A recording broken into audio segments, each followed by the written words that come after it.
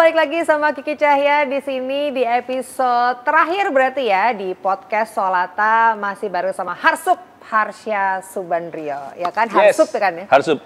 Sebagai sekte-sekte Harsup di luar sana. Weh, segera bergabung, jangan lupa ya nonton Solata nanti pada saat udah tayang. Nah, waduh, kalau nggak liatin dulu aja promo-promonya di Instagram. Ya, yang belum nonton juga episode sebelumnya silahkan tonton dulu ya. Kita tungguin sekarang, langsung tonton episode sebelumnya.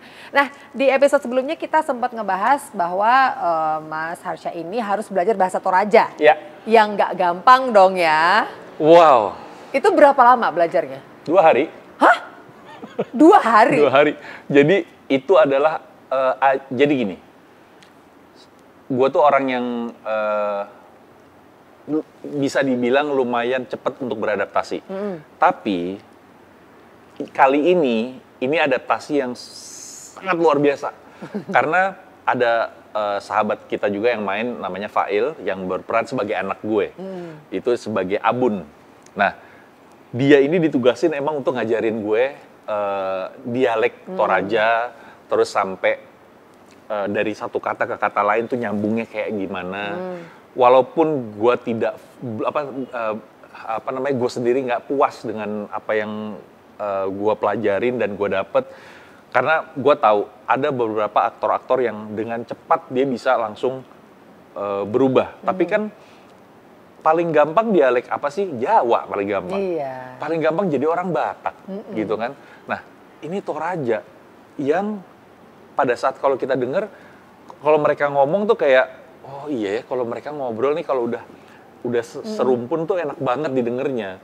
Tapi pengucapannya nggak mudah. Nggak mudah banget. Kayak misalnya gini, ada satu adegan, gue sebagai Rombe dan warga desa menyambut angkasa datang nih. Iya. Angkasa datang, di situ apa ucapannya? Gue lupa. Selamat datang di Olon, angkasa. Nah itu gue harus selamat datang di Olon. Jadi itu sampai sama Randy tuh sampai bercandaan. Kak lu kayak ini banget ya, mateng banget di situ ngomongnya. Terus sampai kita tuh ketawa kalau Randy ngulang apa yang gue ucapin gitu. Gue sampai ketawa, gila ya. Gue tuh senorak itu ya gue kayak gitu. Terus ada satu adegan yang gue harus menerangkan. Minum komi dulu. Komi. Jadi gue lupa, komi tuh artinya apa ya Wan ya? Komi ya? Apa? Minum dulu gitu. Minum dulu ya gitu. Minum komi dulu. Itu gue ngasih, ini balo gitu. Minuman khas dari, nah dialek yang gue ucapin itu sama Randy dijadiin bercandaan. Karena menurut dia lucu banget gitu. Kayaknya lu gak cocok banget sih dia bilang gitu. Kita ketawa lah di situ. Terus ada lagi yang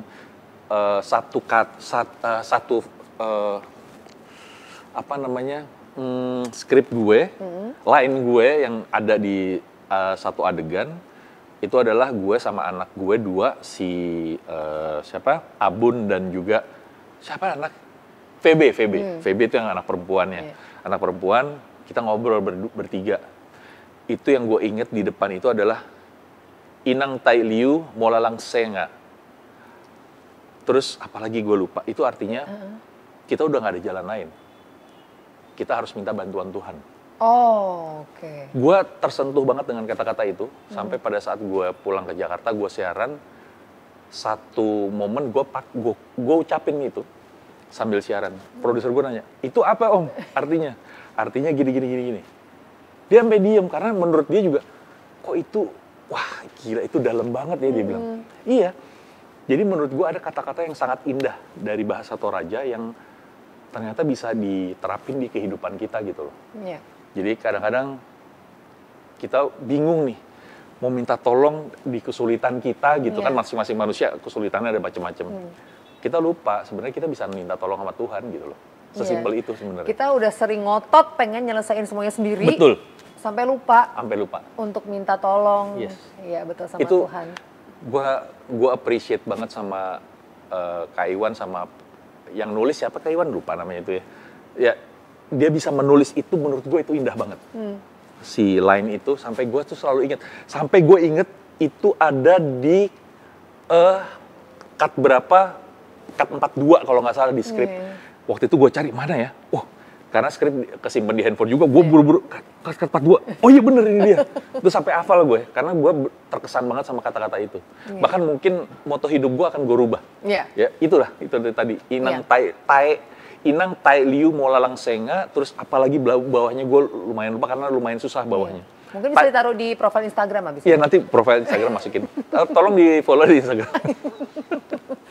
Kalau belajar bahasa sendiri kan udah susah tuh. Apalagi ada adegan yang emosional. Iya.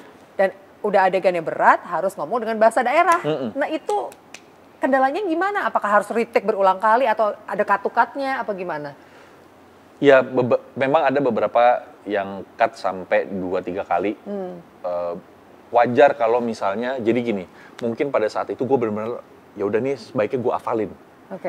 Kan ada yang bilang, acting itu lo nggak bisa ngafal, lo harus mengerti arti dari si line yang disiapin buat lo. Lo maknai dulu si kata-kata itu. Tapi saat kemarin memang gue terpaksa karena gue harus hafal kata per kata. Jadi kayak kalau beda 1 koma aja, itu artinya katanya bisa jadi beda. Gitu. Jadi, ini nggak boleh begini, nggak boleh.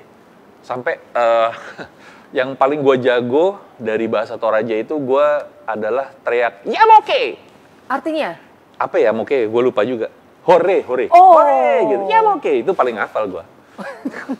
karena paling sering diucapkan juga. Iya, karena paling sering diucapin sama anak-anak. Ya moke. Kalau udah begitu ya moke pada teriak semua. Itu kayak kata-kata penyemangat kita selama kita ada di set juga lagi syuting. Misalnya udah nunggu lama banget ya, capek, terus tiba-tiba yang ya moke gitu. Itu yang sebenarnya menarik dari si produksi Solata juga ya, karena tanpa disengaja sebuah kata-kata yang ada di film Solata adalah teman adalah keluarga yang kita pilih. Ya udah, akhirnya tanpa sengaja kita memilih keluarga kita yang semua terlibat di dalam film Solata itu. Awalnya gue kan belum kenal sama Randy juga nggak kenal sama gue. Terus kita jadi temenan, kita curhat-curhatan. Abis satu adegan yang kita pelukan, gue bilang gini, Ren, gue ngerasain nangis lu di dada gue bilang gitu. Karena emang pada saat gue pelukan sama Randy itu nangisnya bener-bener yang, jadi gue apalagi gini, wah, gue sampai yang, jadi kayak, gue kayak ngerasain gue jadi seorang bapak ketemu anak, mestinya sama-sama sedih, gue jadi kayak mau menenangkan anak gue gitu. Terus gue, wah ya gue harus sedih, ya udah gitu. Tapi gue bilang sama Randy, tapi gue ngerasain Ren, iya kak, itu emang gue, udahlah, lo tahu cerita gue, itu gue tumpahin semua, dia bilang gitu. Sampai yang gila, kita take yang nangis itu ada beberapa kali, dan Randy nangis semua. Dan emosinya berasa di gue. Jadi akhirnya gue bilang, damn, emang kalau dibilang paling sulit adegan nangis, ya nangis sulit banget. Jadi ya semua karakter pasti ada kesulitan gitu ya. Tapi buat gue adalah pada saat gue nempel sama Randy, itu gue dapet emosinya. Gila nih, gue bilang gitu. Itu di situ gue yang gila gimana caranya ya. Jadi gue mencoba, gue nggak bisa jadi Randy, tapi gue mencoba terinspirasi dengan caranya dia lah gitu. Ya alhamdulillah, walaupun akhirnya gue belum bisa meneteskan air mata, tapi rasa itu ada di gue gitu. Rasa sedih, emosinya, gue bisa ngerasain fragile-nya Randy, terus juga yang vulnerable-nya Randy, gue bisa ngerasain pada saat kita adegan itu gitu. Dan gue berhasil ya bilang, cuman gue yang berhasil peluk Randy gitu. Tapi dari semua adegan paling sering tuh sama siapa adegannya? Randy atau ada siapa? Randy itu gue ada pas dia datang ketemu yang adegan yang sangat momentum sebenarnya, sama si Fail sama Rahel gue nggak begitu banyak adegannya karena memang beda aja karena dia kan harus yang lembayung sama si angkasa gitu. Siapa lagi ya? Sama anak-anak beberapa kali, tapi ya udah berarti sama Randy banyak banget gue. Paling banyak sama Randy. Sama Randy, lumayan. Tadi aku sempat kemarin. Dan kemarinnya lagi sempat ngobrol sama Randy. tentang gimana sih kesulitan di sana gitu. Karena kan biasa di Jakarta, dari kecil sampai gede di Jakarta dengan semua fasilitas yang mumpuni gitu ya. Nyampe ke sana dengan segala keterbatasan yang ada. Gimana tuh rasanya? Anak metropolitan cemplungin ke sana. Nah, itulah ajaibnya anak metropolitan khususnya gue ya.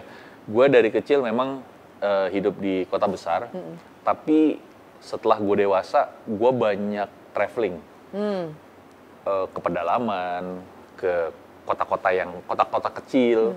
Jadi buat gue pada saat kesulitan di Olon itu jalan yang Randy kemarin gue sempat lihat Randy bilang cerita 2,5 jam dengan pakai truk. Iya. Menurut gue itu adalah satu kenikmatan dari proses kita menuju ke satu tempat gitu ya. Gue udah ada di dalam pikiran bahwa Olon pasti lokasinya begini. Gue belum tahu Olon itu seperti apa. Cuman di feeling gue adalah kayaknya rumahnya rumah kayu deh. Feeling. Pas nyampe, gue nggak expect bahwa walaupun rumah kayu, tapi semodern itu.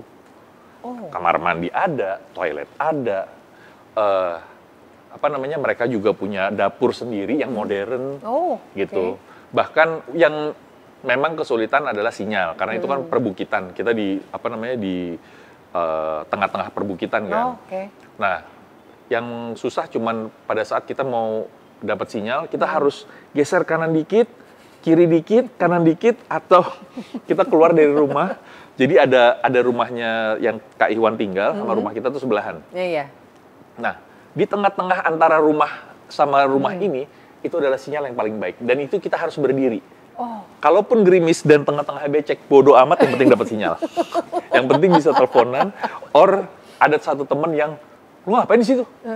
Download lagu. Ini langsung dapat nih, berapa giga nih gue bisa download gitu. Ya udah, ya itu. Tapi gue pribadi tidak merasakan bahwa itu kesulitan. Karena gue sebelum di WA sama Kak Iwan untuk ikutan film Solata ini, gue tuh lagi capek dengan pekerjaan yang gue lakukan.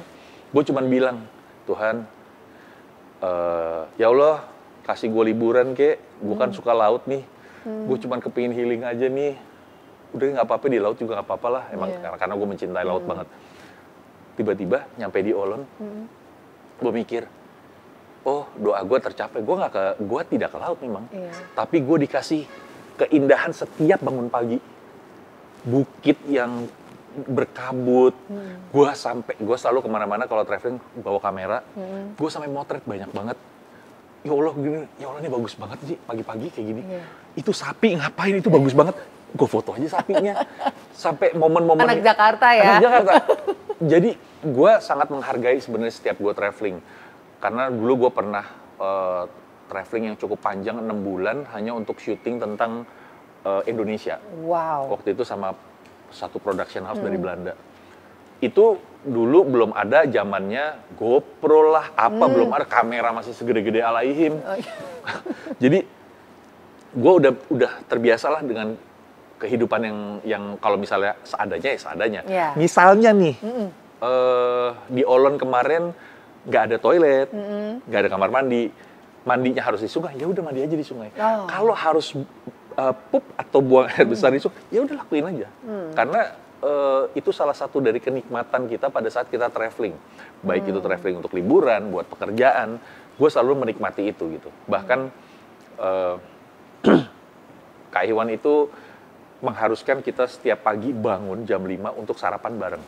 Jam 5 pagi sarapannya? Jadi kita kayak sahur. Oke. Karena di Olon itu kalau nggak salah sejam lebih cepat ya dari Jakarta ya. Udah terang berarti jam 5? Jam 5 sudah hampir mau terang. Oke. Walaupun kadang-kadang kita kalau lagi sempat beberapa kali hujan, kita nunggu gerimisnya kecil dulu baru kita ke tempat yang kita makan untuk makan. Nah, itu biasanya masih gelap gulita. Makannya nggak di rumah masing-masing? Nggak, kita makan di satu tempat yang memang dijadiin shelter untuk dapur umumnya gitu. Jadi di situ masak di situ, terus kita makan juga di situ. Kenikmatannya adalah bukan soal bangun pagi apa enggak, tapi makan barengnya itu. Dan terkadang tantangannya adalah nyampe makan apa nih? Oh, makannya ini. Ya udahlah nikmatin aja. Lemesin gitu. Aja lah. Lemesin aja. Tapi bukan makanannya yang menjadi masalah. Yang justru yang serunya adalah, lu kemarin gini, kita jadi cerita.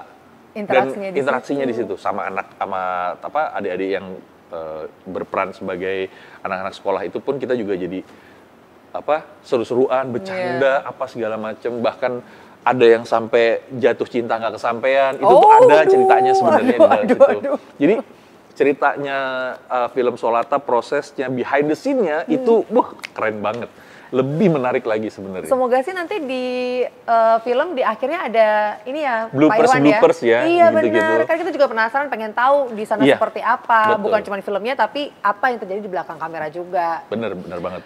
Terus dari seorang yang tumbuh besar di Jakarta dengan pace yang cepet banget ke sana, sinyal susah. Terus udah kayak gitu, ya semuanya kayak cuman ijo-ijo aja dilihatnya. Pas nyampe ke Jakarta, rasanya gimana tuh? Yang lucunya adalah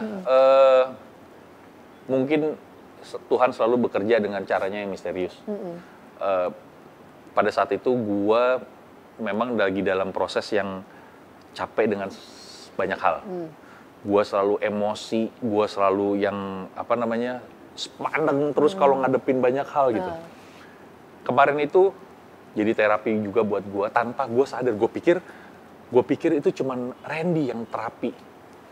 Tapi sudah pulangnya baru, ternyata itu terapi gue ya. Duduk di teras pagi-pagi ngeliatin bukit hijau, ngeliatin orang-orang, bapak-bapak, ibu-ibu yang tinggal di Olon pergi untuk berkebun. Itu terapi buat gue. Terus gue ngerasain pada saat gue balik, itu gue ngalamin yang namanya kayak drop down di diri gue. Yang tadi gue selalu di sini, sekarang gue sut. Jadi pace hidup yang selalu cepet, selalu harus ini, harus itu, harus ini. Enggak, gue sekarang ngejalanin tenang banget. Enggak tahu kenapa, mungkin karena kita nyebut bercandaannya kutu Olon ya, yang membuat kita ngelihat sesuatu itu dengan kacamata berbeda. Jadi selama gue di Olon, gue pikir gue sudah menerapkan hidup yang sederhana aja, biasa-biasa aja selama ini. Ternyata pada saat gue sampai Olon, wow, ada yang lebih sederhana lagi. Dan di situ gue diajarin, kesederhanaan itu nggak cuma bisa dari yang lo lakukan, tapi dari hal yang terkecil yang impact-nya buat orang sangat besar, gitu. Jadi yang gue lihat adalah si pemilik rumah yang tempat kita tinggal. Gue tanya, Kak, makan apa? Oh ini, nasi sama jagung. Dan dia tuh sambil makan tuh sambil senyum. Gue lagi nih, astagfirullahaladzim. Dia cuma nasi sama jagung aja nikmat banget. Gue ngerasain nasi sama tempe aja tuh kayak, ya Allah ini juara banget nih tempe sama sambelnya gitu ya. Tapi dia dengan nasi dan jagung yang kadang-kadang jagung bulat yang sudah kering sama dia diolah, atau yang ditumbuk, yang jadi bubuk terus ditaruh aja di atas nasi, dia makan enak. Di situ gue diajarin kesederhanaan yang lebih dalam lagi sebenarnya. Makanya akhirnya banyak berubah dari diri gue adalah, salah satunya adalah gue bilang sama Fail, si Abun, anak gue itu, Il, gue sekarang jadi ini loh, gampang nangis gue. Serius. Jadi yang paling gila adalah gue nggak tahu ya, gue saat gue balik, satu hari gue istirahat, besoknya gue ingat, astaga, gue tuh belum sempat ngobrol sama Kak Iwan, kemarin cuma pamit doang, balik dari Palopo. Gue WA, Wan, apa kabar? Ini mau ngobrol gini-gini. Setengah gue nulis, itu air mata udah netes. Gue taruh handphone, gue lari ke kamar mandi, gue cuci muka, gue ngeliat, bini gue tahu nggak ya? Karena dia lagi kerja di sebelah gue. Terus gue terusin. Sekarang tahu nih berarti? Sekarang tahu jadinya. Jadi gue terusin nih, makasih Wan, gini. Terus balasannya si Kak Iwan itu yang bikin, pas dia balas, gue taruh handphonenya, gue ngeliat bini gue, gue meluk dia, gue nangis-nangisnya. Jadi ternyata ada satu beban yang selama ini di Olon itu harusnya, beban itu kekumpul dan memang harus dilepasin. Iya. Nyampe Jakarta gue baru bisa lepas. Gue bilang, kenapa kok kamu nangis? iya maaf ya kalau misalnya kamu, kemarin kebetulan karena kamu kan nggak bisa ikut. Tapi kalau kamu ikut, kamu akan ngerti kenapa aku nangis. Gue bilang gitu. Dan akhirnya gue bilang juga sama produser gue, produser siaran.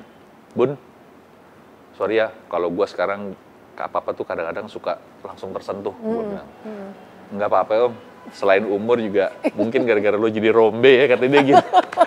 Ya, tapi emang itu ngerubah, ternyata yang bisa merubah Harsha Subandrio itu adalah sebuah produksi film Solata. Itu ngerubah banget. Dan gue thankful banget itu, bener-bener. Ada satu sisinya Harsup yang akhirnya di-unlock di film itu, sekalinya kebuka tumpah deh sekarang. Tumpah semua. Oke deh, mungkin ini yang terakhir ajakan buat teman-teman semuanya rame-rame nonton film Solata. Mau nggak, silakan. Nah, buat teman-teman penyuka, pecinta film Indonesia, nonton ya, Solata, Teman Adalah Keluarga Yang Kita Pilih. Insya Allah segera tayang dan bisa ditonton di semua bioskop seluruh Indonesia. Semoga mendapatkan feedback yang baik dari teman-teman pecinta film Indonesia, dan yang pasti semoga Kak Ihwan dan teman-teman yang lain memproduksi lagi film dan gue diajak ya. Siapa tahu ada terapi lagi. Iya, lanjut ya. Tadi hore apa? Yami? Yamoke. Gitu. Oke, kalau gitu Harsup terima kasih. Terima kasih Gigi. Sukses terus ke depannya. Amin. Sama-sama. Oke, terima kasih ya buat teman-teman semuanya yang udah ngikutin podcast ini sampai 24 episode. Nih luar biasa. Keren. Yang belum nonton semuanya, ulangin lagi dari awal ya. Tonton terus semuanya karena kita sharing-sharingnya luar biasa. Pengalaman yang dibagi juga luar biasa. Value-nya juga luar biasa. Dan akhirnya ini episode terakhir. Kiki Cahaya pamit. Sampai jumpa. Yamoke! Hai.